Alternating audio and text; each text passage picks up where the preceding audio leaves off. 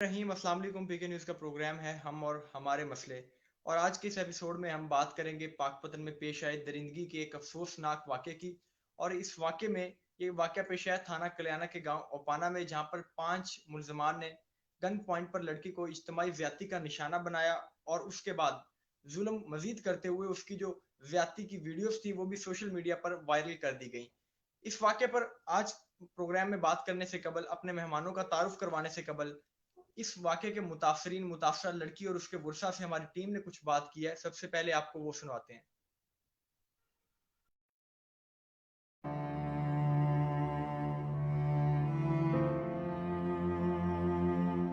Sir जी साड़ी के कोई मिहनत है जी। साढ़े कड़े बंदे वो फड़े जान सारे जी। 25 बंदे ने जास्ती की, उल्टा इन्होंने तस्वीर कड़ी नैट से कीतियां गई ने। पुलिस वाले भी साढ़े को रुपये मंगी जाते, परचे भी नहीं सही के करते। थाने परचा कराया सी जी, साड़ी वो भी नहीं सुनी गई। किस तरह साडा परचा कटिया गया, उन्होंने होर अदल बदल करके दिता। असले नाल उन्होंने साड़ी बच्ची चक्की, ना असला मरामत किया उन्होंने, ना मतलब कि उन्होंने हले तक पूरी कार्रवाई की है। असी बंदे फड़ लिए ना फड़ गए। परचा भी साडा कड़ा उल्ट पुलट करके दरखास्त असी लिखाई सी, उन्होंने पास ही नहीं की जी। वो कहते साडे वास्ते गलत है जी। ਅਸੀਂ ਕੁਛ ਨਹੀਂ ਕਰ ਸਕਦੇ। ਮੀਆਂ ਸਾਡਾ ਮਜ਼ਦੂਰੀ ਕਰਦਾ ਵਾ, ਬੱਚੀਆਂ ਸਾਡੀਆਂ 4 ਆ, ਬੇਟਾ ਮੇਰਾ 2 ਆ। ਵੱਡਾ ਮੇਰੇ ਬੇਟੇ ਦਾ ਹੱਥ ਕੱਟ ਹੋਇਆ ਵਾ। ਸਾਡੀ ਕੋਈ ਗੱਲ ਥਾਣੇ ਨਹੀਂ ਸੁਣਦਾ। ਸਾਨੂੰ ਇਨਸਾਫ ਚਾਹੀਦਾ ਵਾ। ਸਾਡੀ ਬੱਚੀ ਨਾਲ ਜ਼ਿਆਦਤੀ ਕੀਤੀ ਹੈ ਜੀ 5 ਬੰਦਿਆਂ ਨੇ। ਅਸੀਂ ਇਨਸਾਫ ਚਾਹੁੰਦੇ ਆ। ਥਾਣੇ ਵਾਲੇ ਸਾਨੂੰ ਕੋਈ ਸਾਡੀ ਗੱਲ ਨਹੀਂ ਸੁਣਦੇ। ਸਾਡੇ ਕੋਲੋਂ ਪੈਸੇ ਮੰਗ ਰਹੇ। ਅਸੀਂ ਗਰੀਬ ਆ, ਮਿਹਨਤ ਮਜ਼ਦੂਰੀ ਕਰਦੇ ਆ, ਅਸੀਂ ਪੈਸੇ ਨਹੀਂ ਦੇ ਸਕਦੇ। ਸਾਨੂੰ ਇਨਸਾਫ ਚਾਹੀਦਾ ਵਾ। अस्सलाम वालेकुम। मेरे नाल ज़्यादती की गई आ। मैनू दुनिया ते रहन जगह किसी ने नहीं छड्डिया। उन्होंने मेरे नाल ज़्यादती की, मेरे ते जुल्म होया वा। मेरी दरखास्त है वज़ीर आज़म को कि मेरे नाल इंसाफ किया जाए। पुलिस साडे नाल इंसाफ नहीं कर रही, साडे साथ नहीं दे रही, साडे को पैसे मंगदी है। मेरा बाप मजदूरी करता है, असी पैसे नहीं दे सकते। अगर पुलिस साडा साथ नहीं देगी तो असी आपदे अपना कुछ कर लांगे। सानू इंसाफ चाहिए। ये थी वो मुतासरा फैमिली जो बेबसी के आलम में वज़ीर आज़म से इंसाफ के लिए दुहाइयां दे रही है। आज के प्रोग्राम में हमारे साथ मौजूद होंगी Saeeda Manza Bukhari, advocate, high court, social activist हैं, सेक्रेटरी लीगल अफेयर हैं, पीटीआई वुमेन विंग की सेंट्रल पंजाब की। आपका बहुत शुक्रिया कि आपने अपने कीमती वक्त से हमारे प्रोग्राम के लिए टाइम निकाला।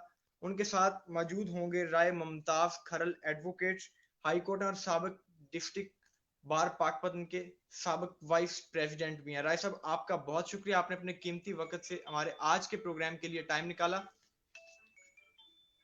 राय साहब, आपसे मैं ये पूछना चाहूंगा, किस मुकाम पर आगाही की कमी समझते हैं कि ऐसे वाकयात में कमी आने की बजाय मुसलसल इजाफा होता चला जा रहा है?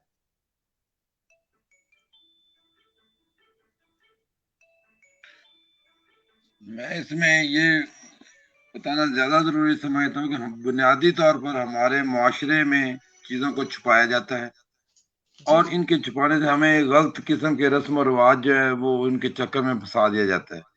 स्कूल और घर के लेवल पर हमें बच्चों को समझाना पड़ेगा और उनको जो है ये बुनियादी तौर पर ये नुक्ता उनके ज़हन नशीन करना पड़ेगा कि किसी मासूम के साथ ज्यादती करनी कोई बहादुरी की बात नहीं है।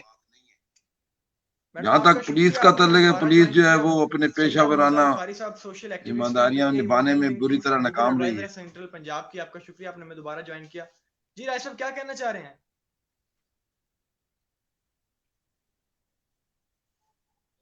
जी, मैं ये बात कर रहा था कि बुनियादी तौर पर हमारे मुआशरे में चीजों को छुपाया जाता है जी और जहां तक हमें बच्चों का ताल्लुक है, स्कूल लेवल पे और घर के लेवल पर हमें उनको समझाना पड़ेगा और उनको ये बात उनके ज़हन नशीन करनी पड़ेगी कि किसी मासूम के साथ ज्यादती करने से ये कोई बहादुरी की बात नहीं है। बिल्कुल। तो जहां तक पुलिस का ताल्लुक है या पुलिस की पेशा वराना जो जिम्मेदारी है वो तो बुरी तरह जो है वो फ्लॉप हुई हुई है। हमारे मुआशरे में सबसे ज्यादा जो है इन चीजों की जिम्मेदारी जो है ये चीजों वकुआ जो जात जो ये जो हो रहे हैं ये सिर्फ और सिर्फ पुलिस की नाअहली की वजह से हो रहे हैं। अगर लोगों को अगर वक्त पर पकड़ा जाए और इनके साथ देखें अब वो किस तरह जो है लोग जो है ये दुआइयां दे रहे हैं पुलिस के नाम पे, लेकिन आपने जो है सुना है, पुलिस बिल्कुल का वो बिल्कुल किरदार जो है इंसाफ के वो लिए इंतहाई दुहाइयां दे रहे हैं, शर्मनाक है। उनकी दरखास्त फाड़ दी गई, उनसे रकम का मुतालबा किया जा रहा है।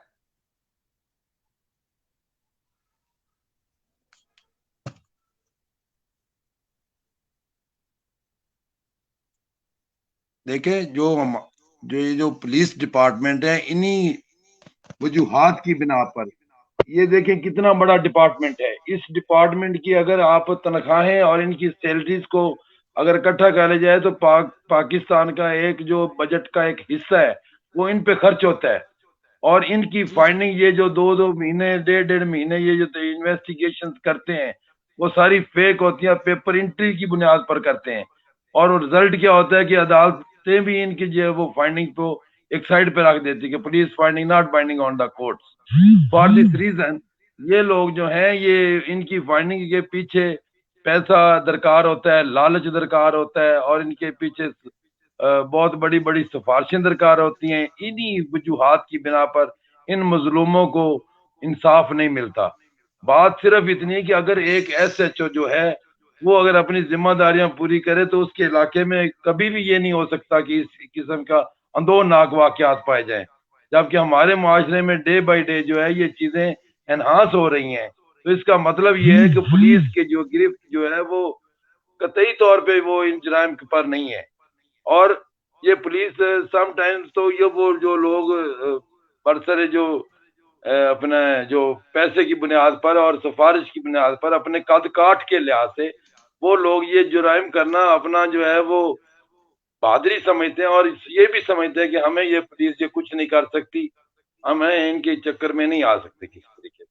अगर पुलिस जो है वो अपने इस तमाम जिम्मेदारियों को समझे और एक SHO जो एक एरिया का सबसे जो ज्यादा जिम्मेदारी उसमें होती है, अगर वो लोग इन चीजों को मद्देनजर रखें और इन मजलूमों की देखें, बात सुने, जो ये जो मजलूम लोग हैं इनकी आज जो है ये तो सातवें आसमान तक पुलिस जाती है। डिपार्टमेंट्स में अफसरान की भर्ती ही इन मजलूमों की दाद रसी के लिए की जाती है ताकि तो जो मेहनत कश जी और मजदूर लोग हैं उनकी बर वक्त दाद रसी हो सके, मुलजमान को कानून के शिकंजे में लाया जा सके।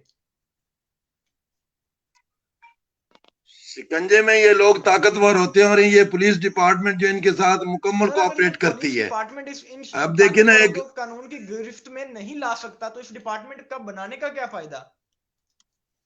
मैंने आपसे पहले भी ये मैं गुजारिश कर चुका हूँ कि इस डिपार्टमेंट पे करोड़ों अरबों रुपए की जो इन्वेस्टमेंट जो सैलरी की शक्ल में ये लोग देते हैं, और इनकी वर्थ ये है कि इनकी जो इन्वेस्टिगेशन की फाइंडिंग है वो कोई मानने को तैयार ही नहीं है। ईमन दो की अदालतें हाई भी इन चीजों को नहीं मानती। वो कहते हैं पुलिस की फाइंडिंग के पीछे पैसा दरकार है, लालच दरकार है, इसको साइड पे रख दे। अगर ये लोग चाहें तो किसी इलाके में एक चोरी नहीं हो सकती, डकैती नहीं हो सकती, कोई इस किस्म का कि मजलूमों के साथ कोई ज्यादती नहीं हो सकती, लेकिन बशर्ते के ये पुलिस डिपार्टमेंट अगर अपनी जिम्मेदारी को जिम्मेदारियां जिम्मेदारी पूरी समझे करे तो तो ही मामला हल हो सकते हैं। यस, पुलिस डिपार्टमेंट के बगैर कुछ भी नहीं। जब तक ये लोग लालच को और हवस को और अपनी जो ये तमाम चीजों को पीछे नहीं करेंगे और अपनी जिम्मेदारियों को आगे नहीं समझेंगे तो कतई तौर पे मैं समझता हूँ ये इस मुआशरे में बेहतरी कभी भी नहीं आ सकती। बिल्कुल ऐसा ही आप दुरुस्त फरमा रहे हैं। हमारे साथ खातून वकील रहनुमा और मरूफ सोशल एक्टिविस्ट मंजा बुखारी एडवोकेट साहिबा मौजूद थी। शायद कुछ कम्युनिकेशंस की गैप हैं और उनसे बात नहीं हो सकी, दोबारा में ज्वाइन करिए। बहुत शुक्रिया आपका। बताइए बतौर एक खातून वकील ऐसे केसेस को आप स्टडी करती रहती हैं, ये जो इंदोनाक वाकया था इसको स्टडी करने के बाद आपके जज्बात कैसे थे।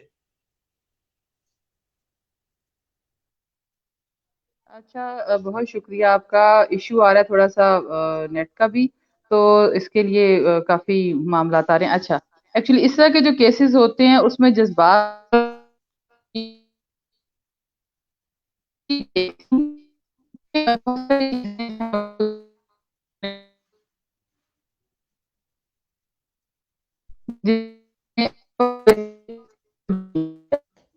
लैक ऑफ कम्युनिकेशन भी है, भी सामने आते हैं और होती है।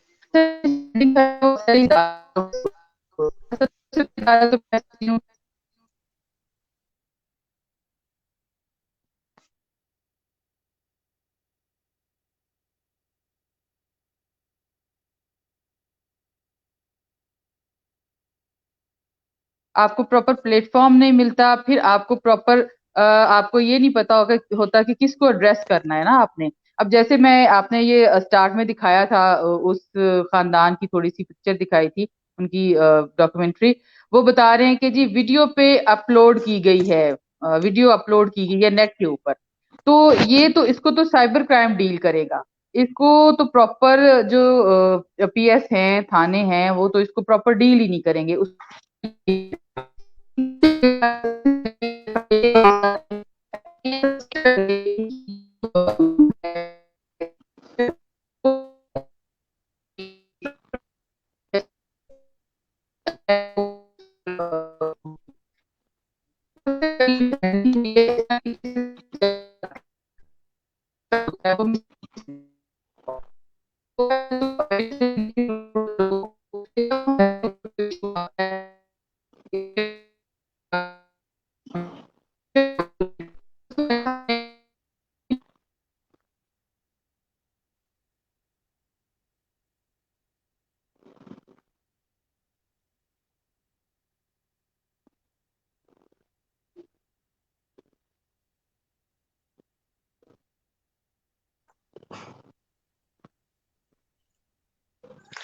राय साहब, आपकी जानब आऊंगा, संदोनाक वाक्य को आपने स्टडी किया, मुतासरा खानदान के तमाम तर वीडियो बयान भी हमने आपको सुनवाए हैं जिनमें वो दुहाइयां दे रहे हैं कि उनको इंसाफ नहीं दिया जा रहा। क्या समझते हैं इस वाक्य में पुलिस का कैसा रोल देखते हैं? वही बात है, पुलिस का वही पुराना किरदार है, पुलिस का वही पुराना रोल है, और मजलूमों की वही आहें हैं और वही उनकी फरियादें हैं। तो अभी तक पुलिस डिपार्टमेंट का जो माहौल है, जो उनका किरदार है, जो उनकी जिम्मेदारियां हैं, उनसे उनको जो है वो मावरा फिरते हैं। वो उनके सिर्फ और सिर्फ ये लोग सिर्फ रिश्वत लेना जानते हैं, सिर्फ और सिर्फ ये लोगों के साथ जुल्म करना जानते हैं। ये तो मजलूमों को भी बात सुनने के ये पैसे लोग लेते हैं। तो कैसे ऐसे मुआशरे में जो है वो बेहतरी आ सकती है? मैं समझता हूँ कि कभी भी ऐसा नहीं हो सकता जब तक इनके ऊपर खौफ, इनकी जो डिसमिस फ्रॉम सर्विस, ऐसे सख्त सजाएं इनके लिए तयन तो हैं, लेकिन देता तो कोई नहीं है ना। और यही रीजन है कि ये इन लोगों को, ये इन चीजों को वो मावरा इस चीज के कि हमें किसी ने क्या पूछना है, हमें किसी ने क्या करना है। और यही मुआशरे का सबसे बड़ा जो है ये फितना बना हुआ है ये चीज, कि ये लोग अपनी जिम्मेदारियां नहीं समझ रहे, और ना ही ये लोगों तक इंसाफ फराहम करवा सकते हैं, और ना ही ये दुरुस्त हकायक को इकट्ठा करके ये अदालत तक पहुंचा सकते हैं। वजह उसके पीछे ये सिर्फ और सिर्फ ये एक पैसा इन्वॉल्व है। ये गरीब लोगों को कुछ नहीं समझते, ये सिर्फ अपने जो है मुफादात का तहफ़्फ़ुज़ करना जानते हैं।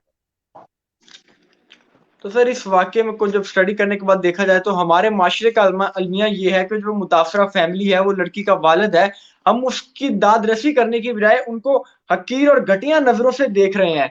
क्या वजह है? आगाही की कमी है, शऊर की कमी है, या कुछ और वजह इसकी समझते हैं? देखिए, बात ये है कि जो इज्जतदार आदमी होते हैं, पहली बात तो ये है कि वो ऐसी बातों को लापर ही नहीं लाते। लेकिन जो लोग इतनी, अल्लाह ताला उनको हिम्मत देता है कि वो जुल्म के खिलाफ अब अपनी आवाज को बुलंद करें, तो ये पुलिस वाले उनकी आवाज को दबा देते हैं। बात सिर्फ यहीं पे खड़ी है कि ये लोग अगर सीधे हो जाए, ये अगर अपने इख्तियारात का दुरुस्त इस्तेमाल करें, मजलूमों को इंसाफ दिलाने के लिए लोग इस्तेमाल करें, तो यकीनन मुआशरे में बेहतरी आएगी। लेकिन ये लोग, वही पुरानी बात है कि ये इन्होंने ऐसे ऐसे खतूत पे इन्होंने सोचना ही नहीं है, इन्होंने करना ही नहीं है। तो एक जो भी एक इज्जतदार लोग हैं, वो कभी भी ऐसे झूठ, फ्रॉड या कोई ऐसी बात या कोई बोगस चीज ऐसी नहीं करेंगे। लेकिन ये पुलिस डिपार्टमेंट देख लें आप, वही स्टीरियोटाइप बयानात, वही स्टीरियोटाइप बातें को जो एक जगह पे कर ली, वो दूसरी जगह पे, वो तीसरी जगह पे, एवरीवेयर आपको वही स्टीरियोटाइप बातें मिलेंगी। इनके पास कोई नई बात नहीं होती। तो सबसे ज्यादा जिम्मेदारी जो है वो पुलिस डिपार्टमेंट की है।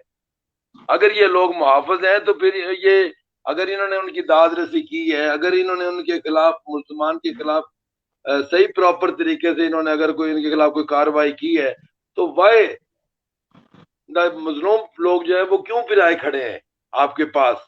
वो क्यों लोगों के पास फरियादें कर रहे हैं? वो क्यों अपने आप को जो है वो ये बार बार जो रो रहे हैं? सिर्फ इसीलिए कि पुलिस डिपार्टमेंट उनकी नहीं सुनते, सिर्फ मीडिया पे आके थोड़ी सी बात कर देते हैं, वो भी उन पे स्टीरियोटाइप है, कोई नई बात नहीं करेंगे।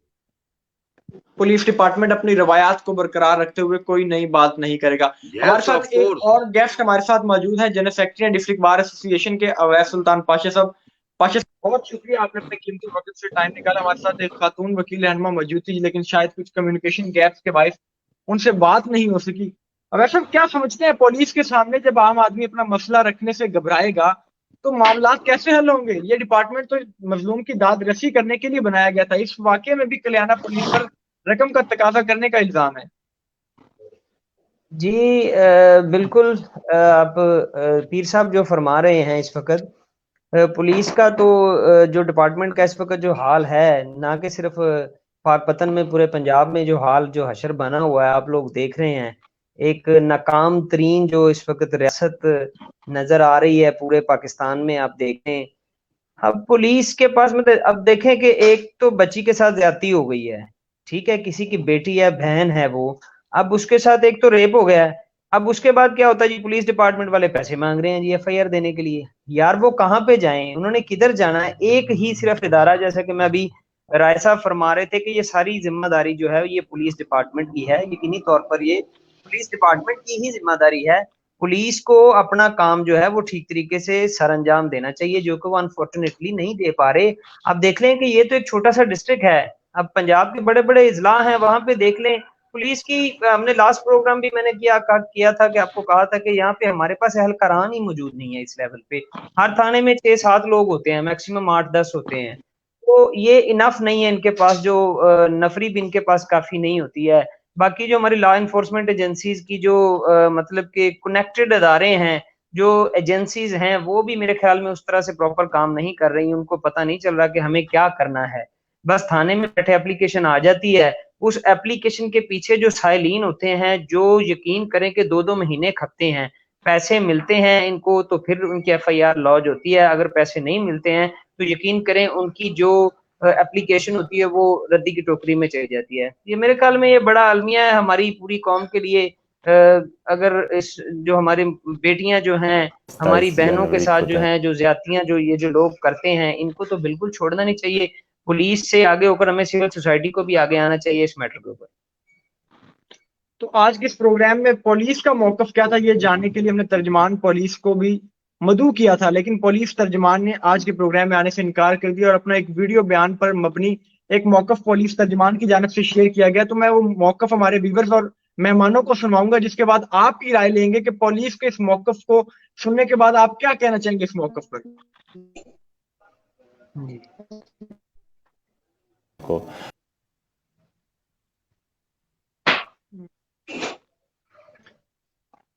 उन्होंने 27 जनवरी को तहरीरी दरख्वास्त दी कि उसकी बेटी सदफ मकबूल बउमर 16-17 साल को चरकस मुलजमान ने 21 दिसंबर 2020 को अगवा कर लिया। मुलजमान पंचायती तौर पर वापस करने का वादा वईद करके अब बनकारी हैं, जिस पर थाना कल्याणा पुलिस ने मुकदमा दर्ज करके तफ्तीश शुरू कर दी। मुकामी पुलिस ने 2 कस मुलजमान को गिरफ्तार करके मगविया सदफ मकबूल को बाजियाब करवा लिया। मगविया सदफ ने बयान दिया कि उसके साथ मुलजमान ने ज्यादती की है, जिस पर मुतासरा लड़की मेडिकल करवाया गया और जुर्म 376 पे आज़ाद किया गया। गिरफ्तार मुलजमान के सैंपल हासिल करके बराए तजिया DNA भिजवाए गए हैं और बाकी 2 कस्म मुलजमान की गिरफ्तारी के लिए तहरीक जारी है। मज़ीद तमाम पहलुओं को मद्देनजर रखते हुए तफ्तीश जारी है। जी पाशा साहब, आपने पुलिस तर्जमान का मौकफ भी तफसीली तौर पर सुना। उन्होंने अपनी जो FIR थी उसी को अपने मौकफ में बदल दिया। यानी ये वाकया गैंग रेप का है, लेकिन इसको अगवा का रंग दिया जा रहा है। जब हम वहां पर ऑन दी स्पॉट गए, गुरसा से बातचीत करने गए, तो उनका भी यही इल्जाम था कि हमने इज्तिमाई ज्यादती के वाकये के मुकदमे के लिए दरख्वास्त दी, तो पुलिस ने हमारी दरख्वास्त तक फाड़कर अपनी मर्जी से ये अगवा का मुकदमा दर्ज कर लिया। पुलिस तर्जमान अपने मौकफ में भी इस वाकये को अगवा का मुकदमा ही बनाने की कोशिशों में मसरूफ है। क्या कहेंगे इस पर? जी बिल्कुल अफसोसनाक बात है ये कि मतलब आपने सुना होगा, ये पुलिस ऑफिसर कह रहे हैं कि जनाब ये हमने 376 को जो है आजाद किया है। मतलब इन्होंने 376 को बाद में ऐड किया है, पहली जो FIR हुई है। पहले मुकदमा ही अगवा का दर्ज किया गया। जब मीडिया पर ये इशू हाईलाइट हुआ तो उसके बाद इसमें 376 यानी ज्यादती की दफा को शामिल किया गया। बिल्कुल, पहले 365 इन्होंने लगाई होगी, फिर उसके बाद इन्होंने ये जब देखा है कि मीडिया का प्रेशर आ रहा है, लोगों में मामला हाईलाइट हो गया है, तो इन्होंने 376 की FIR दे दी है। तो अब देख लें आप ये हाल भाई, वाई क्यों नहीं आपने, जब पहले आपके पास एक एप्लीकेशन आई है तब आपने क्यों नहीं 376 की एफआईआर लॉन्च की भाई? आपकी मर्जी हो, आपको पैसे मिल जाएं तो वो तो रेप हुआ भी नहीं होता। मैं रोजाना कोर्ट्स में प्रैक्टिस करता हूँ, राय साहब मेरे साथ, मेरे सीनियर कानूनदान मौजूद हैं। कहने का मकसद ये कि वहां पे यकीन करें कि मोस्टली इन्होंने जो एफआईआर 376 की हुई होती हैं वो फेक एफआईआर होती हैं, वो पैसे लेके दी हुई होती हैं। अब इनके ये काम करने की वजह से, फेक एफआईआर देने की वजह से जो असल केसेस हैं, जैसा कि ये वाकया हुआ है, ये दब जाते हैं, लोग मुतासिर होते हैं। बिल्कुल बिल्कुल लवाकिन मुतासर होते हैं, फिर लोग इंटरेस्ट नहीं लेते कि यार ये तो फेक है। हम कोर्ट्स में तो सारा दिन ऐसे मतलब कि बहुत सारे मुकदमात को देखते हैं 376 के रिलेटेड जो होते हैं, यकीन करें पहली डेट होती है, उसमें जनाब कॉम्प्रोमाइज हो जाता है, कुछ पैसों का लेन देन होता है, तो फिर क्या होता है जी, सुलह हो जाती है, स्टेटमेंट आ जाती है लड़की की तरफ से कि जी मेरे साथ तो रेप नहीं, गलत हो गया, गलत फहमी से हो गया, ये भी हो गया। लेकिन अब बात यह है कि 365 की एफआईआर जो भाई आपने दे दी है, तो 376 की क्यों नहीं दी है? ये इसीलिए नहीं दी क्योंकि इनके ऊपर ज्यादा बर्डन आता है। 365 जरा आपको पता है, 376 जरा ज्यादा हीनियस ऑफेंस बन जाता है, इसीलिए ये मतलब 376 की पहले इन्होंने नहीं दी एफआईआर, क्योंकि उसकी जिम्मेदारी बड़ी इनके ऊपर हो जाती है। तो ये मतलब के मामलात हैं, इनको पहले से ही देखना चाहिए। अब डीएनए की रिपोर्ट भी आ जाएगी, दूध का दूध पानी का पानी हो जाएगा। लेकिन मकसद ये है कि क्या ये सिर्फ एफआईआर लॉन्च कर देने से क्या इंसाफ मिल जाता है लाहिकीन को? ये बात को हमने देखना है, सोसाइटी देखना है, एज हमने जुडिशली इसको जो है ना, इसको मतलब देखना है कि क्या हमारी जुडिशरी भी इस पे ठीक काम कर रही है कि नहीं कर रही। 376 के ट्रायल तक बात नहीं जाती, यकीन करें कि बेल पे ही कॉम्प्रोमाइज हो जाते हैं, ट्रायल तक बात जाती नहीं है। तो इनके ट्रायल्स भी होने चाहिए, जो गिल्टी हैं उनको सजाएं भी मिलनी चाहिए। क्या इसके खत्म करने के लिए, ऐसे वाकयात को खत्म करने के लिए, इस तरह के बड़े अंदोनाक वाकयात होते हैं हमारे पूरे मुल्क में, रोज मेरे ख्याल में ये होते हैं, तो इसके लिए कोई स्ट्रेटजी जो है हमारी पार्लियामेंट में भी बैठे ठीक तरीके से नहीं लोग बना रहे, लेजिस्लेचर हमारी काम नहीं कर रही इसके ऊपर ठीक तरह से, बस अपनी अपनी हुकूमतें बचाने के लिए बैठे हैं लोग सारे। तो इसके अलावा कोई काम नहीं है इनके पास। इनको ये इंतहा ये की गई थी उस लड़की के जो वर्षा है उनको बदनाम करने के लिए, उस लड़की की जो वीडियोस थी वो सोशल मीडिया पर अपलोड कर दी गई। तो इस वाकये की बरवकत दाद रसी पुलिस की जिम्मेदारी थी, लेकिन पुलिस ने गफलत का मुजाहरा किया और इस मुकदमे में जो ज्यादती की दफात है उनको शामिल करने के लिए पुलिस ने मुतासरा खानदान से रकम का मुतालबा किया, हालांकि वो मेहनत कश लोग हैं, इंतहाई मुफलिस लोग हैं। जी बिल्कुल। अब ये बात आप बता रहे हैं कि इन्होंने वीडियो जो है वो फेसबुक या सोशल मीडिया पर शेयर किए हैं भाई। अब एक बहुत बड़ी गलती सामने आ गई है, राय साहब मेरे साथ इत्तेफाक करेंगे कि भाई वाई साइबर क्राइम एक्ट के तहत आपने कोई एफआईआर क्यों नहीं दी भाई? आप सोशल मीडिया के ऊपर किसी के घर की इज्जत को उछाल रहे हो, वाजे अब तो कानून बन चुके हैं, साइबर क्राइम एक्ट मौजूद है हमारे यहाँ पे। अगर तो आपके अगर पास कोई वो आ रहे हैं तो आप उनको इन्होंने साइबर क्राइम की जानब रेफर करें, उनको शऊर दें कि यार ये इशू साइबर क्राइम के, आप उनकी जानब रेफर हो ताकि आपका मसला हल हो, वो जो वीडियो सोशल मीडिया पर मौजूद है वो मवाद फिलफौर हटाया जा सके। जी जी बिल्कुल, मेरे ख्याल में ये काम भी इनको खुद करना चाहिए, ये पुलिस डिपार्टमेंट को या मुतलका अदारों को करना चाहिए। अब यार लोगों को इंटरनेट के इस्तेमाल का नहीं पता है, वो कैसे साइबर क्राइम के लिए वो कैसे ऑनलाइन अपनी एप्लीकेशन डाल सकते हैं, उनको नहीं पता होता। लोगों के साथ जब जुल्म होता है तो वो तो बेचारे अपना सर बचाने के लिए, अपनी इज्जत बचाने के लिए कहीं पे छुप रहे होते हैं, तो वो कैसे आए लोगों के सामने? इंटरनेट का उनको पता नहीं है इस्तेमाल कैसे करना है। तो मेरे ख्याल में ये साइबर क्राइम एक्ट के तहत भी जो है इनके अगेंस्ट जो है वो कार्रवाई जरूर होनी चाहिए मुलजमान के खिलाफ। साहब आपकी जानब आऊंगा, तर्जमान पुलिस का मौकफ आपके सामने है, वाकया को आपने भी स्टडी किया है, क्या कहना चाहेंगे इस पर?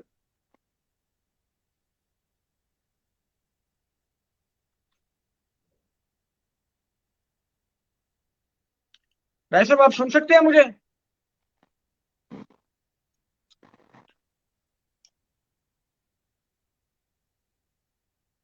जी भाई साहब, आवाज आ रही है आपको हमारी? या आ रही जी। वैसे मैं पूछना ये चाह रहा हूं कि पुलिस तर्जमान का मौकफ भी आपने सुना है, वर्षा की दुहाइयां भी आपने सुनी है, इस केस को मुकम्मल तौर पर स्टडी किया है, यानी आपने ये देखा है पुलिस तर्जमान के मौकफ में भी कि इस वाक्य को, इज्तिमाई ज्यादती के वाक्य को अगवा का रूप जो है वो उसका रंग देने की कोशिश की जा रही है, क्या कहना चाहेंगे इस पर?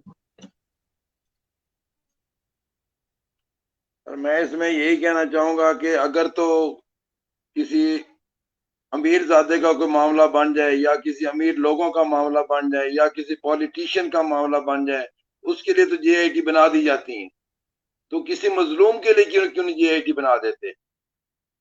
और उस JIT की रिपोर्ट को जो है वो पाया तकमील तक पहुंचाकर ऐसे दरिंदों को जो अंधो नाक जो है जो कानून में सजाएं मुकर्रर हैं वो इन तक जो वो उनको देनी चाहिए।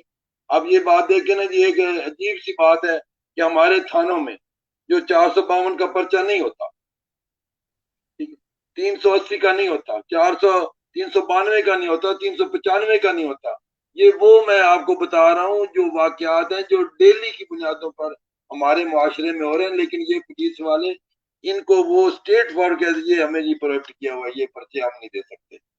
उनके लिए या तो लोग जो है वो इन्वेस्टमेंट करके वो अदालतों तक जो जलीलो ख्वार होने के लिए रेट पिटिशन दायर करते हैं, उनके बाद इनका 452 का, 392 का, 395 के ये होते हैं, ये मुकदमा दर्ज होते हैं।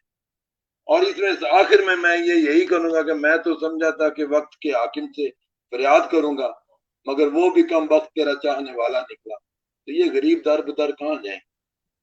आम आदमी पिछले से पिछता चला जा रहा है और उसकी कहीं पर उसकी नहीं सुनी जा रही, वो मुतासरा खानदान इंसाफ के लिए दुआएं दे रहा है। ये लोग इनकी बात सुनते हैं जिस कदर भी है, ये लोग बिल्कुल आप दुरुस्त फरमा रहे हैं। या पुलिस डिपार्टमेंट जो वो आपके मीडिया की तवस्सुत से करते हैं। अगर कोई सुल्तान पाशा साहब, हमारे मुआशरे में दरिंदों की तादाद है वो मुसलसल बढ़ती चली जा रही है। क्या कानून में इन दरिंदों के लिए कोई सजा का तयन नहीं किया गया कि ऐसे वाकयात में मुसलसल इजाफा हो रहा है?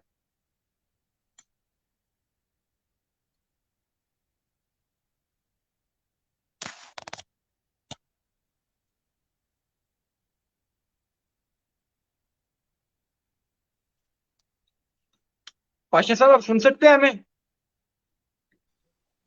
जी जी जी तौकीर जी जी सर। जी जी, मैं ये बात कर रहा हूँ कि बिल्कुल इसमें जो है ना इसकी बड़ी हैवी मतलब के सजाएं हैं 376 की, कैपिटल सेंटेंसेस जो हैं लॉ में हमारे दी गई हैं इसके इन ऑफेंसेस के अगेंस्ट। लेकिन बात ये है कि मैंने आपको पहले भी बताया है कि जब ऐसे वाकयात होते हैं हमारे मुआशरे में, जब ये कोर्ट में आते हैं ये मामला, तो बेल स्टेज पे ही कॉम्प्रोमाइज हो जाता है, बेल स्टेज पे हो जाता है, ट्रायल तक तो बात ही नहीं जाती है। तो क्या समझते हैं जल्द कंप्रोमाइज होने की वजह कुछ दबाव होता है कुछ, या कुछ और वजह होती है? यकीनी तौर पर इसमें या इंसाफ लेट मिलता है, या इंसाफ लेट मिलता है जिसकी वजह से वो कंप्रोमाइज की तरफ चले जाते हैं? मैं आपको बताता हूँ, इसमें दो चीजें होती हैं। एक तो ये है कि एक मेरे ख्याल में जो ज्यादातर FIR कटती हैं 376 की, ये फेक FIR होती हैं। इसमें कुछ वाकयात जो होते हैं वो ठीक होते हैं, इस वजह से जो फेक होती हैं डेफिनेटली उन्होंने कुछ पैसों के लिए की होती हैं, कुछ पैसे वो वहां पे भी पुलिस गिल्टी होती है, तो उन पे कॉम्प्रोमाइज हो जाता है। ये असल में वजह है कि उनका ट्रायल नहीं कंप्लीट हो पाता, वो सजा तक बात जाती ही नहीं है, पहले ही कॉम्प्रोमाइज हो सकता है, हो जाता है। ये फेक होती हैं, एक तो बात ये है। दूसरी बात ये है कि जब अगर ट्रायल हो भी जाए, अगर कोई जनमन केस आ भी जाए, तो उसमें जो एविडेंस जो होती है, जो कलेक्ट करनी होती है, इन्वेस्टिगेशन ऑफिसर्स ने करनी होती है, या गवाहान जो हैं वो उस लेवल पे जाके कोर्ट में वो मटेरियल प्रोवाइड नहीं कर पाते जो कोर्ट को किसी अक्यूज्ड को सजा देने के लिए रिक्वायरमेंट्स होती हैं, वो एविडेंस इतनी स्ट्रांग नहीं आती, उनकी बेसिस पर वो बंदे जो इक्विट हो जाते हैं। अब इसके लिए जाहिर बात है कोई अदालत ने तो अपना जुडिशियल माइंड अप्लाई करना होता है, जज्बाती माइंड अप्लाई नहीं करना होता। उन्होंने जुडिशली अपने माइंड को जो है वो इस्तेमाल करना होता है। वो जो फाइल में उनके सामने आता है, गवाहान की जो शहादतें आती हैं, उसके मुताबिक वो फैसला कर देते हैं। इस वजह से थोड़े से फैसलों में भी कमजोरी है, क्योंकि जजेस को तो नहीं पता होता ना, जैनमन उन्होंने तो फाइल के मुताबिक जो उनके आगे मिसल पड़ी होती है उसके मुताबिक उन्होंने फैसला करना होता है। तो ये वजह है, ये दो वजूहात हैं कि जिनकी वजह से ये सजा तक बात ही नहीं जाती, पहले कॉम्प्रोमाइज हो जाता है, अगर ट्रायल होता भी है तो उसमें सजाएं जो सजा तक बात ही नहीं जाती, ये वजह है। तो सर आप कौन से ऐसे इकदाम समझते हैं कि जिनको फिलफौर उठाया जाए तो ज्यादती के बढ़ते वाकयात में कमी रूनुमा हो सकती है? जी बिल्कुल, इस पे सबसे पहले तो हमारी जो लॉ एनफोर्समेंट एजेंसीज जो हैं उनको अपना काम प्रॉपरली करना चाहिए। हमारे जितने भी सिक्योरिटी के अदारे हैं या हमारे जो जितने भी लॉ एनफोर्समेंट के अदारे हैं, पुलिस है या जो भी है, उनको अपना काम ठीक तरीके से करना होगा। उनकी जो पेट्रोलिंग ड्यूटीज हैं वो उनको ईमानदारी के साथ पूरी करनी होगी। और हर थाना जो है उसमें ज्यादा से ज्यादा जो नफरी प्रोवाइड करना होगी गवर्नमेंट को। मैं रोज ये बात करता हूँ कि नफरी पूरी नहीं है इनके पास, यकीन करें। मैं कोर्ट्स में देखता हूँ सारा दिन के पुलिस वाले जब शहादत के लिए आए होते हैं किसी केसेस में, तो कुर्सी पे बैठे सो रहे होते हैं, क्योंकि देखा जाए तो ये भी 24 घंटे ड्यूटी करते हैं। इनका भी क्या कसूर है भाई? 24 घंटे ड्यूटी करके आप उनसे आप क्या एक्सपेक्ट कर सकते हैं? ड्यूटी जो है हमें एज ह्यूमन बीइंग सोचना चाहिए, 8 घंटे से ज्यादा ड्यूटी नहीं होनी चाहिए। हम पुलिस वालों के साथ भी ये जाती है, पेशेंट बन जाता है, ये पेशेंट बन जाते हैं। यकीन करें मैंने कई बार कोर्ट्स में देखा है, राय साहब भी देखते होंगे वहां पे, कि ये आते हैं बेचारे एविडेंस के लिए तो सो रहे होते हैं यार वहां पे। तो उनको फिर जजेस की डांट भी बर्दाश्त करना पड़ती है, जजेस कहते हैं आप यहाँ पे सोने आते हो, लेकिन असल में नफरी पूरी नहीं है हमारे पास। पूरी जो एहलकारान की तादाद थानों में पूरी नहीं है। मेरे ख्याल में मैक्सिमम पुलिस के एहलकारान को भर्ती किया जाए, और उनको जो पेट्रोलिंग जो है, अगर कोई आपके एक थाने के पास अगर 4 गाड़ियां हैं पेट्रोलिंग करनी है, तो मेरे ख्याल में 40 होनी चाहिए। तो इस तरह से ये जो है जुराइम जो है वो कंट्रोल हो सकते हैं। ज्यादा से ज्यादा सीसीटीवी कैमरास जो हैं हमारी मार्केट्स में, हमारी गलियों में, हमारी सड़कों में, हमें जाती तौर पर भी घरों वालों को भी चाहिए कि हम अपने कैमरास लगवाएं, ताकि लोगों को आने जाने का सबको इल्म हो, कौन आ रहा है कौन जा रहा है। कैमरास लगे होते हैं तो लोग डरते हैं। तो ये चीजें हैं चंद जिन पे अगर हमारी गवर्नमेंट या हमारे अदारे या हमारे जो लोकल लोग जो रहने वाले हैं ये इन पे खुद भी अमल करें, तो मेरे ख्याल में ये कंट्रोल हो सकते हैं जुराइम। बिल्कुल कंट्रोल हो सकते हैं, लेकिन जिम्मेदारी को जिम्मेदारी समझने की जरूरत है। राय साहब आपकी जानब आऊंगा। बहुत सारे इन दरिंदों के डसे हुए ऐसे मजलूम अफराद हैं जो कि इज्जत पामाल होने के डर से घरों में बैठे हैं और खामोश हैं। ना वो पुलिस के पास जाते हैं अपना मसला रखने के लिए, ना वो किसी को बताने के काबिल है, बल्कि वो खामोश घरों में बैठे हैं।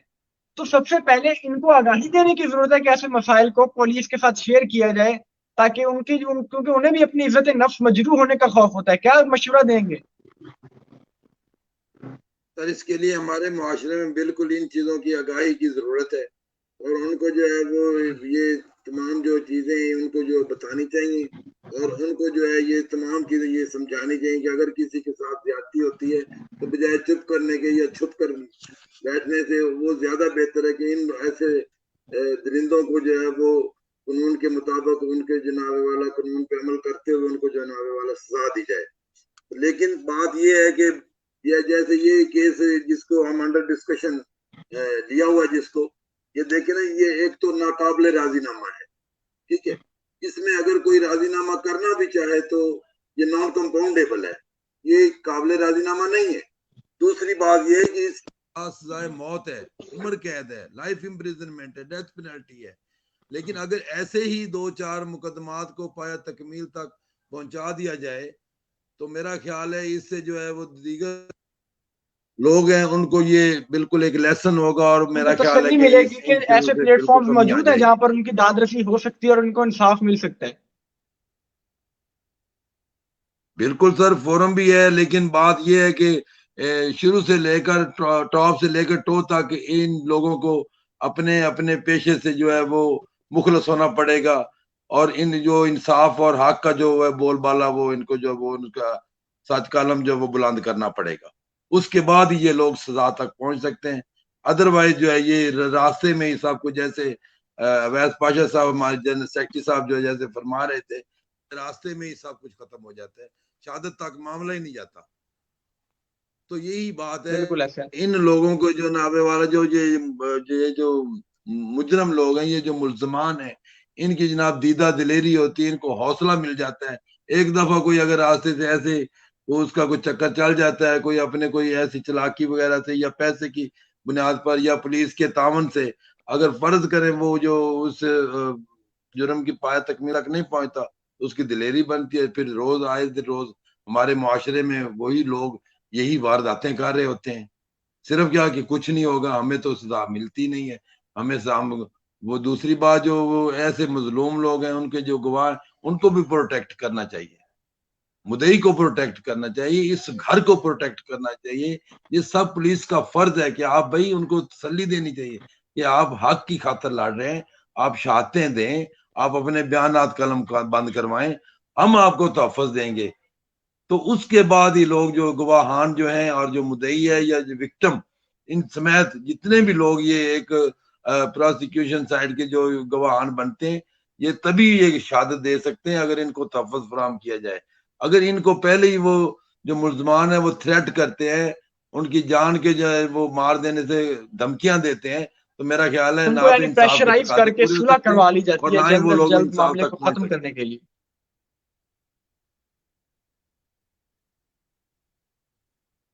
जी क्या फर्म? मैंने कहा यानी मुद्दई पार्टी के गवाहान को और मुद्दई पार्टी को प्रेशराइज करके मामले को दबाने के लिए सुलह करवा ली जाती है जल्द से जल्द, क्योंकि पुलिस जो है वो प्रोटेक्शन नहीं फराम कर सकती जो मुद्दई पार्टी के गवाहान है उनको, जिसकी वजह से जो मुलजिम पार्टी होती है, जो दीगर फरीक होते हैं, वो मुद्दई पार्टी पर इस कदर प्रेशर डालते हैं कि बाज केसों में वो जल्द सुलह कर ली जाती है, मामला खत्म कर दिया जाता है। मैंने पहले भी कहा है कि ये जो केस है ये नाकाबिले राजीनामा है, लेकिन मुख्तलिफ मेथड इस्तेमाल करके केस को जो है वो बजरिया बयानात या शहादत से वो मुनहरफ करवाया जाता है, और उसके बाद जो वो वही जो है जो इससे तो बेहतर था वो उसको राजीनामे के तहत उसको बरी कर दिया जाए। जब एक जुर्म को नाकाबिले राजीनामा डिक्लेयर किया गया है तो उसका मतलब यही है कि अगर इसमें मुद्दई पार्टी या विक्टिम या कोई और अगर बैठना भी चाहे, वो कंप्रोमाइज करना चाहे, सुलह करना चाहे, कोई माली मुफाद भी लेना चाहे तो वो नहीं ले सकता। मतलब इस बात का ये है नॉन कंपाउंडेबल का कि उसको पाया तकमील तक जनाब वाला पहुंचना चाहिए, लेकिन बात वही है कि थ्रेट दे दिया, मुफाद ले लिया, पुलिस डिपार्टमेंट ने मुफाद ले लिया, जिम्नियां खराब कर दी, शहादतें खराब कर दी, और उसके जनाब वाला वो बयानात की जो है वो ऐसी तहस नहस कर दी, मुकदमे जो है वो रास्ते में रह जाते हैं और ऊपर तक शहादत तक मामला ही नहीं पहुंचता। शहादत तक मामला ही नहीं पहुंच पाता। वैसे पाशा साहब, पाकपतन में क्योंकि ये केस जो था बेसिकली ये रिलेटेड था साइबर क्राइम एक्ट के रिलेटेड था, क्योंकि इसमें जो सोशल मीडिया पर फाश वीडियो काबिल एतराज वीडियोस वायरल की गई, उनकी इज्जत नफ्स को मजरूह किया गया, बेसिकली ये साइबर क्राइम के रिलेटेड था। तो क्योंकि पाकपतन में तो साइबर क्राइम का कोई ऐसा इंस्टीट्यूट ही नहीं है जहां पर जो मुतासरा फैमिली है वो दाद रसी के लिए रिजू कर सके, या तो उनको लाहौर जाना पड़ता है या फिर मुल्तान जाना पड़ता है। तो बताइएगा बेसिकली कानूनी तौर पर साइबर क्राइम के तहत अगर कोई कार्रवाई करना चाहता है तो इसका कानूनी तरीकाकार क्या होता है? जी, अभी इस तरह के जो क्राइम्स है ना जी तौकीर साहब, ये आपको ऑनलाइन जो है अपनी एप्लीकेशन जो है ना वो सबमिट करना पड़ती हैं, क्योंकि अब काफ़ी जदीद दौर आ गया है। हमारे पास रियल में ही वाकई कोई फैसिलिटी यहाँ पे एज सच कोई नहीं है, लेकिन उन्होंने एक हमें प्लेटफॉर्म तो दे दिया है ना जी कि आप जो है इसको ऑनलाइन अपनी जो कंप्लेंट्स हैं उसको आप सबमिट कर सकते हैं साइबर क्राइम के तहत जो है, या जैसे हम FIA के मैटर्स को हम ऑनलाइन करते हैं, इसी तरह ही इसी की भी हम कंप्लेंट्स की वेबसाइट्स दी हुई हैं। लेकिन मैंने आपको बताया है कि चूंकि लोगों के पास इंटरनेट की एक्सेस नहीं है, लोगों को इंटरनेट यूज नहीं करना आता। अब बात ये है कि अगर ये वकुआ कल्याणा के दूध में हुआ है, तो कल्याणा एक ऐसा इलाका है कि जहाँ पे मेरे ख्याल में कोई PTCL फोन नहीं होगा वहां पे, मतलब कि कोई वहां पे कोई कंप्यूटर की कोई शॉप्स भी नहीं होंगी वहां पे कि जहां से वो ऑनलाइन कर सके। पहली तो बात ये है कि ये तरीका ही नहीं आता किसी को। कोई आसान सा मेथड होना चाहिए मेरे ख्याल में कि जिसमें कोई एक चलो भला एक ऐप हो जाए, उस ऐप के ऊपर आप क्लिक करें और अपनी जो भी चीज है आप उसको वहीं पे पेस्ट कर दें सीधा जाके। लेकिन होता क्या है यहाँ पर कि आपके हवाले से आगाही दी जाए कि अगर ऐसा कोई मामला होता है तो इस प्लेटफॉर्म पर जाकर अपनी कंप्लेन रजिस्टर करवाएं ताकि कानूनी तौर पर आपके मामले को देखा जा सके। तो बिल्कुल ये बड़ी अच्छी बात की है आपने। और पाशा साहब एक चीज और है कि ये जो कल्याणा का जो थाना है ये हमारे डिस्ट्रिक्ट का हाईएस्ट थाना है जहां पे इस तरह की केसेस रिपोर्ट होती है ज्यादती के।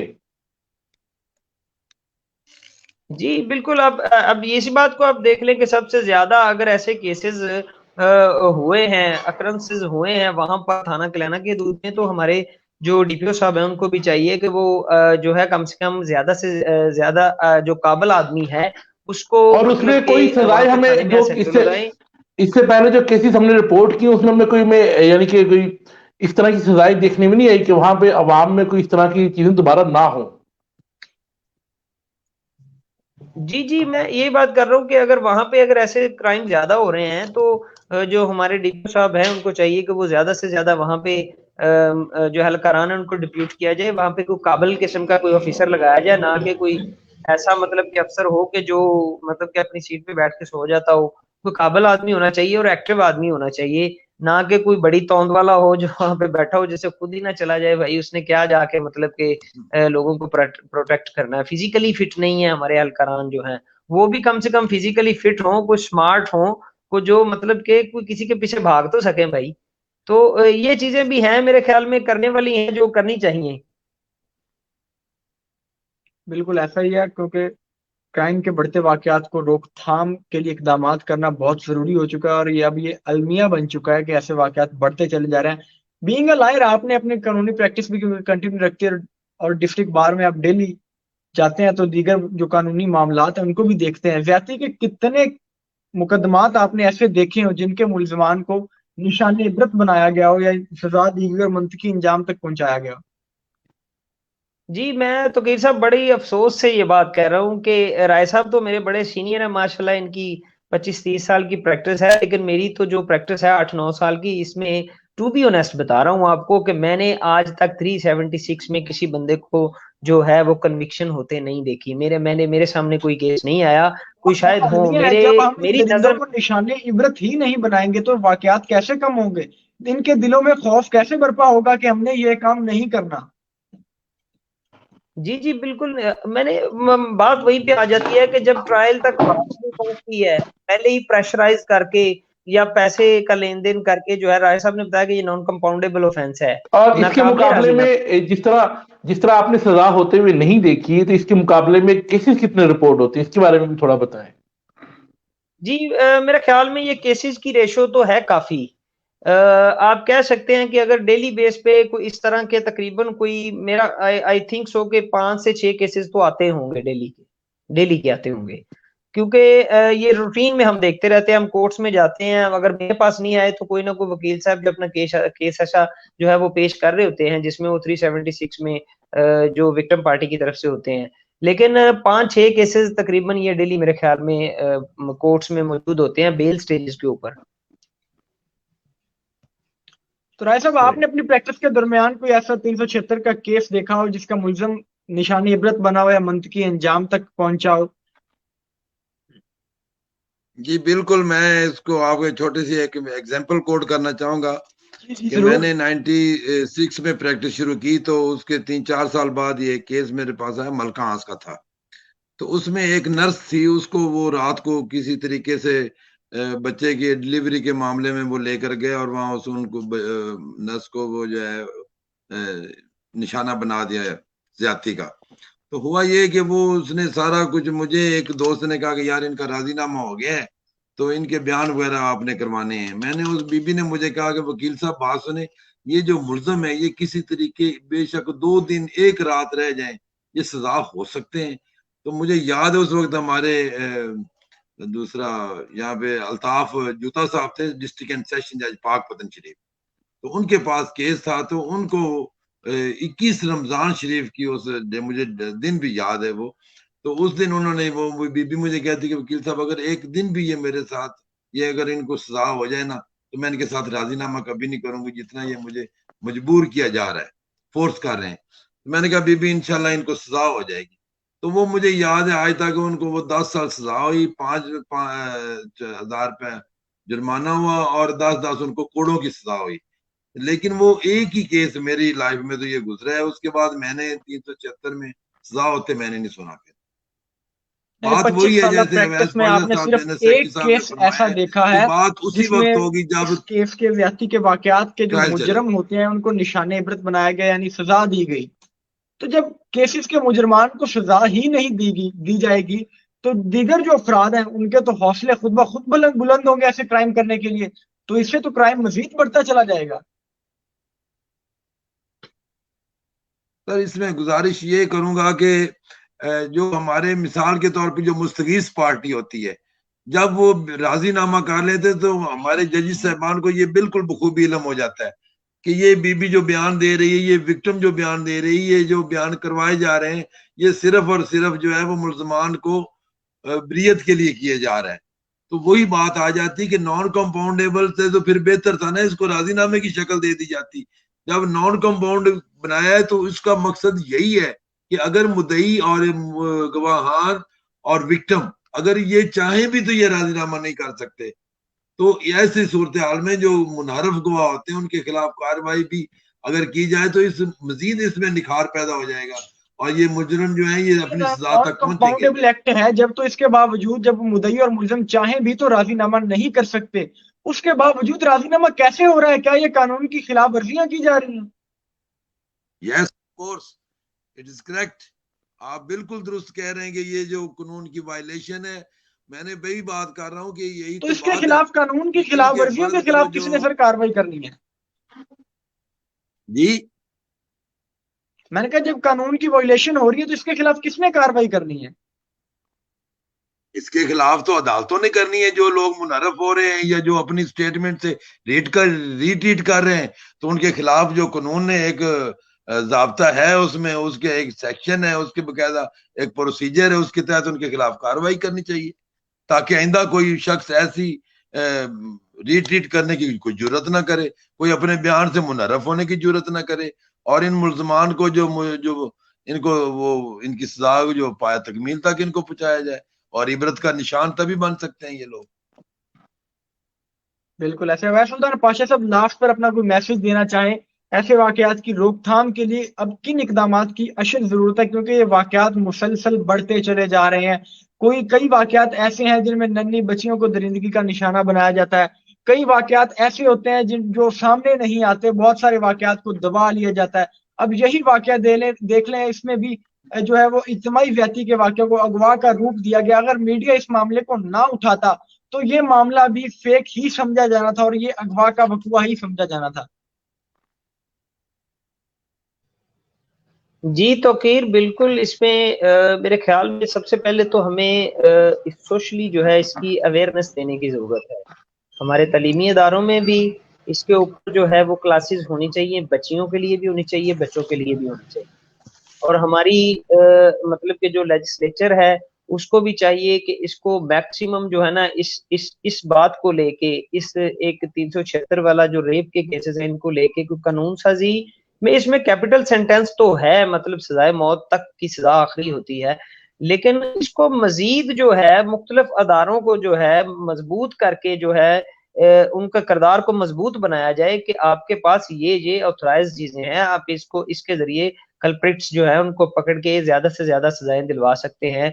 देखिए आप छोटी छोटी बच्चियों के साथ, छोटे छोटे बच्चों के साथ जो है इस तरह की जो मतलब के वारदातें हो रही हैं, तो ये मेरे ख्याल में ज्यादा से ज्यादा सबसे पहले तो हमें स्कूल लेवल पे इसकी अवेयरनेस देनी चाहिए, बच्चियों को भी देना चाहिए और बच्चों को भी देनी चाहिए कि ये एक्चुअली है क्या। एक अच्छी जुबान में, एक अच्छी लैंग्वेज में उनको मैसेजेस जो है अभी से उनको हमें जो है कन्वे करने चाहिए कि आपने अपने आप को सेल्फ जो है अपने आप को अपने प्रोटेक्ट कैसे करना है, ये अवेयरनेस देने की सबसे पहले जरूरत है। उसके बाद जो है हमें लोगों में, जो हमारे मुआशरे में जो लोग हैं उन तक जो अनपढ़ हैं उनको भी ये पैगाम किसी तरीके से एनजीओज के थ्रू चला जाए या मुकामी नंबरदार के जरिए चला जाए, किसी गांव के या काउंसलर्स के जरिए चला जाए, उनको भी वो जाके उनके घर घर में अवेयरनेस दे कि आपने कैसे जो है प्रोटेक्ट करना है अपनी बच्चियों की इज्जतों को, उनको जो है ना उनको सेव करने के लिए हमने क्या क्या इकदाम करने हैं ये जाके उनको समझाए।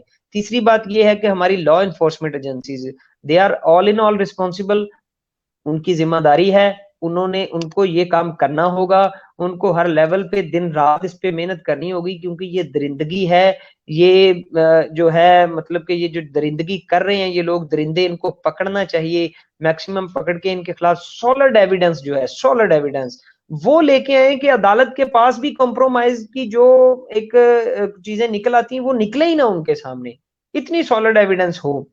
मतलब कि जो गवाहान है वो रिट्रीव नहीं होने चाहिए, जैसे राय साहब बता रहे थे, गवाहान को पता हो कि भाई आप रिट्रीव हुए तो आपके अगेंस्ट भी कार्रवाई हो जाएगी। इस तरह की कोई कानून साजी होनी चाहिए जिसमें गवाहान भी मजबूत होके आए, अगर मतलब कि उन्होंने सच का साथ देने के लिए गवाह बने हैं तो भाई फिर गवाही भी आप आके कोर्ट्स में दो, ना कि आप जो है वो उससे रिट्रीव कर, जो गवाह भी रिट्रीव नहीं होना चाहिए और अच्छे तरीके से सॉलिड एविडेंस पेश करनी चाहिए। लॉ एनफोर्समेंट एजेंसीज को अपना काम जो है अच्छे तरीके से करना चाहिए, लेजिस्लेचर को जो है अच्छी जो बेहतरीन जो कानून साजी है इसके लिए वो करें कि जिसमें जो है मतलब कि सब ये चीजें सब प्रोटेक्ट हो जाएं, तो फिर ये मुआशरा जो है अच्छे तरीके से परवान चढ़ सकता है।